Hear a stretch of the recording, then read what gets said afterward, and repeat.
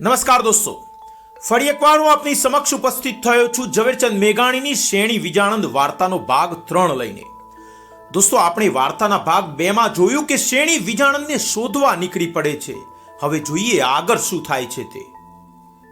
ડમણીમાં બેસીને 18 વર્ષની શેણી ચાલી નીકળી. માર્ગે અલક મલકની સીમો વીંતતી જાય છે ને વિયોગે વલવલતી જાય છે. માર્ગ કાંઠે મઢી કરું લવ જોગણના વેશ, ગોતું દેશ વિદેશ કોઈ વાવડ દ્યો વિજાણંદના. માર્ગે ભાલ પ્રદેશ આવ્યો. ગામડાની બજારે નિસરીને શેણી સાદ પાડતી જાય છે કે ઓ ભાઈઓ, કોઈ જંતરવાળો જુવાન ભાલમાં ભૂલો પડ્યો, હું સગડે પાડું સાદ મને વાવડ દ્યો વિજાણંદના. હા હા ભાઈ, થોડા દી પહેલા જ એવો જ એક જુવાન અહીં નીકળેલો. નવચંદ્રી ભેંસોના વાવડ પૂછતો હતો એમ માણસો પત્તો દેવા લાગ્યા. દેખાવ કેવો હતો? જવાબ મળે છે, માથા પર લાલ ફેટો હતો, સહેજ શ્યામ રંગ હતો, હજી હમણાં જ ઓલી બજારમાં હાલ્યો જાતો હતો. કઈ દશે ઉતર્યો? નવચંદ્રીની ભાર લેતો આમ ઉપલા મલકમાં ચાલ્યો ગયો લાગે છે ભાઈ. સાંભળીને ત્યાંથી શેણી પગ પાડી દોડવા લાગે છે. ઓ જાય, ઓ ચાલ્યો જાય એમ માણસો એધાણી દેતા જાય તેમ તેમ તો જલ્દી એને જાલી લેવા માટે વેગથી આગળ વધવા દોડે છે. પણ એનાથી કેટલુંક દોડાય? એમ અડધી ઘેલી બનીને પંથ કાપતી કાપતી સતી શેણી હિમાલયના ચરણોમાં પહોંચી. આશા છોડીને ઉપર ચડવા લાગી. તીર્થ તીર્થ કરતી કરતી ઊંચા શિખરોમાં દાખલ થઈ. ઋષિ મુનિઓની ધૂણીઓ આઠે પહોર ધકી રહી છે. આલેક આલેક અને ઓમકારના અઘોર નાદ શિખરે શિખરથી પડછંદા બોલાવે છે. અપ્સરાઓ સ્નાન ક્રીડા કરવા આવતી હોય તેવા સરોવરો હિલોરા ખાઈ રહ્યા છે. મઢીએ મઢીએ ભગવા ધારી ને કા ભભૂત ધારી તપસ્વીઓના પહોરા ગરા હોકારા દઈ રહ્યા છે. એવા જાગતા જીવતા હિમાલયની લીલી રાતી પીરીને ગુલાબી એવી 18 ભાર વનસ્પતિમાં થઈને વાઘ વરુની ત્રાંડો સાંભળતી શેણી થાક્યા વિના ચાલી જ ગઈ. મઢીઓ મેલી, માનવી મેલ્યા, વનસ્પતિ મેલીને વાઘ વરુ મેલ્યા અને ક્યાં આવી? જ્યાં ચારેય દિશાએ બરફના ડુંગરા છે, જ્યાં ઉપરથી એ બરફ વરસે છે, નીચેના નીર પણ જ્યાં ઠરીને હિમ થઈ ગયા છે, સૂરજનો તાપ જ્યાં ડોકિયું કરતો નથી, એવી અઘોર એકાંતમાં 18 વર્ષની કંકુ વર્ણી ચારણના પગલા પડ્યા. ત્યાં શેણી હેમારો ગરવા બેઠી. બેઠી ઘણો સમય બેઠી, પણ શરીર ઘરતું કા નથી? પાંડવો સરીખાના લોખંડી હાડ જ્યાં ઓગળી ગયા, ત્યાં આ માખણ જેવી નાનીશી દેહડી કા લોઢાની માફક સાબુત રહી છે? હે બાપ હેમારા, હે મોક્ષપુરીના દ્વારપાર, હે સતી પાર્વતીના પિતા, હુંય તારી દીકરી થઈને તારે ખોળે સમાવા આવી છું. મારા એવા તે શા ઘોર પાતક દીઠા કે મને તારા પાષાણોથી એ વધુ કઠોર હૈયાની માનીને તરછોડી? આવડી વેદના બરફ ચિતામાં બેઠી બેઠી ક્યાં સુધી ખમીશ? ઝટ તારા શરણમાં લે. જવાબમાં જાણે હિમાલય સામા હોકારા દેવા લાગ્યો. બેટા, તું બાર કુવડી કહેવાય, એકલું આય કોઈ ઓગળી શકે નહીં, અને તારા અંતરમાં બીજું માનવી બેઠું છે. જા બાપ, પરણીને પછી બેલડીએ ગરવા આવજે. હવે તો પાછી ફરી રહી, પાછી જઈને ક્યાં ગોતું? પંથ ભૂલ્યો એ જંતરવાળો હવે મને ક્યાં ભેટે? હે બાપ, રામચંદ્રજીએ જાનકીની પુત્રી કરીને જગન ટાણે પડખે બેસાડેલી, તો હું મારા સંકલ્પના સ્વામીનું પુત્રું કરીને આય જ પરણી લઉં છું. હેમારે શેણીના હાડ ગરિયા નવ ગારે, પછી કાસના પુત્ર કરે પરાણે પરણી ઉતર્યા. કાસ અર્થાત દર્ભનું પુત્રું કરીને શેણીએ એમાં વાલા વિજાણંદનો સંકલ્પ મૂક્યો.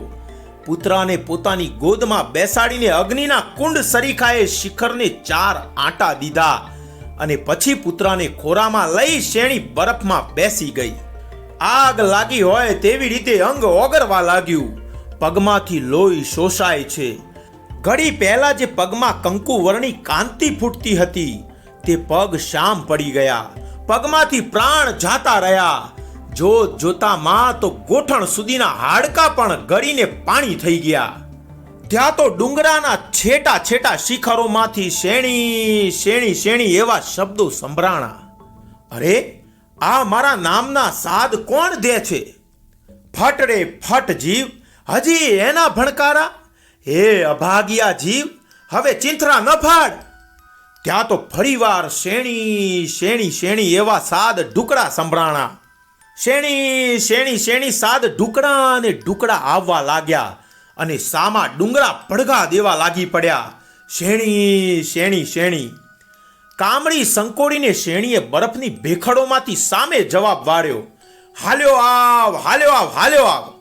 અવાજને એધાણે એધાણે એક આદમી દોડ્યો આવે છે.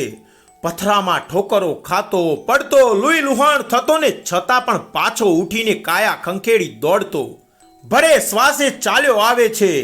મોંમાં શેણી શેણી શેણી સિવાય બીજો શબ્દ નથી. બરફની ઊંચી દિવાલો વાળા એ ગારામાંથી ઝાંખે ઝાંખે અજવાળે જેમ કોઈ બે ઓરા પડ્યા હોય તેમ બંને એકબીજાને નિહાળ્યા. જંતરવાળો જુવાન નીચે ભેખડ ઉપર અને હાડ ગાળતી શેણી ઊંચે બરફના કુંડમાં. દુબળા પડી ગયેલા અવાજે શેણી બોલી, ચારણ આવી પહોંચ્યો? પહોંચ્યો છું મારા પ્રાણ. એક જ દિવસનું મોડું થયું, પણ તારા બાપને 101 પૂરી નવચંદરીઓ ગણી દીધી છે. શેણી, હવે હાલો હાલો, ઓજતને કાંઠે ખોરડા કરીએ. હવે તો વૈતરણીને કાંઠે ખોરડા કરશું વાલા. શેણી, ઓ શેણી, શું થયું? ઉપરથી પડછાયો બોલે છે, હે મહામુલા વિજાણંદ, મારા હાડકા ગોઠણ ગોઠણ સુધી તો આ હિમાલયમાં ઓગળી ગયા. માટે હવે તો હે મહામુલાવાલા, તું પાછો વળીને ઘેર ચાલ્યો જા. પગ ઓગળી ગયા, ફિકર નહીં. ઊભી થા, પાછી વર ઓ વેદાની પુત્રી. તું લૂલી થઈ ગઈ હોઈશ તો પણ હું તને કાવડમાં બેસાડી મારી કાંધ ઉપર ઉપાડી 68 તીર્થોની યાત્રા કરાવીશ. પાછી વર ઓ પ્રાણધાર, પાછી વર. ના વિજાણન, હવે પાછી નહીં વરું. વરું તો રહું વાંજણી, મુવાન પામું આગ. આલુકો અવતાર વણસાડ્યો વિજાનંદા. પાછી વર એવા પોકાર ઉઠ્યા. હવે હું તારા કામની નથી રહી વિજાણંદ, કેમ કે હવે તો મારું પોણા ભાગનું શરીર ઓગળી ગયું છે. હવે તું ફોગટ મહેનત કર્યા વિના પાછો વળી જા. ફરીવારે ધુમ્મસઘેરી ભેખડ પરથી દુબળો અવાજ આવ્યો, પણ ચારણ, છેલ્લી એક ઝંખના રહી ગઈ છે. મરતા મરતા એક વાર તારું જંતર સાંભળવું છે. વિજાણંદ, જંતર વગાડ હેમારો હલકું દિયે. મોયા માછલ માર, માછલિયું ટોરે વરે. એક વાર બજાવી લે. ખંભેથી બીન ઉતારીને ચારણે ટેરવા ફેરવ્યા. ઝાંખે અજવાળે વાજિંત્રના સૂર રડવા લાગ્યા. અંધારું કંપી ઉઠ્યું. હિમાલય પહાડ હોકારા દેવા લાગ્યો. દૂર દૂર નીચાણે સરોવરમાં જાર નાખતા મચ્છી મારો થંભી ગયા અને માછલીઓએ ગીત સાંભળવા ટોળે મળીને પાણી ઉપર પોતાના ચરકતા મોં રાખી ઊભી રહી. વાજિંત્ર વાગે છે અને ગીતના તાલે તાલે બરફમાંથી રામ રામ રામ રામ એવા જાપ બોલાય છે. જાપ જપાતા રહ્યા અને જંતર બજતું રહ્યું. એક તરફથી રામ નામના અવાજ ધીરા પડવા લાગ્યા, બીજી તરફથી જંતરના તાર વધુ અને વધુ જોરથી જણે નાઠી દેવા લાગ્યા. આખરે રામ નામના ઉચ્ચાર અટકી ગયા અને ભેખડ ઉપરથી એક ધડાકો થયો. બેભાન જંત્રીના હાથમાંથી જંતર નીચે પટકાયું. જંતર ભાગ્યું, જડ પડી, ત્રૂટ્યો મોભી ત્રાગ. વેદાની શેણી હલ ગઈ, જંત્રી ન કાઢે રાગ. વાજિંત્ર પટકાઈ ગયું, અંદર ચિરાડ પડી ગઈ, એનો મુખ્ય તાર તૂટી પડ્યો.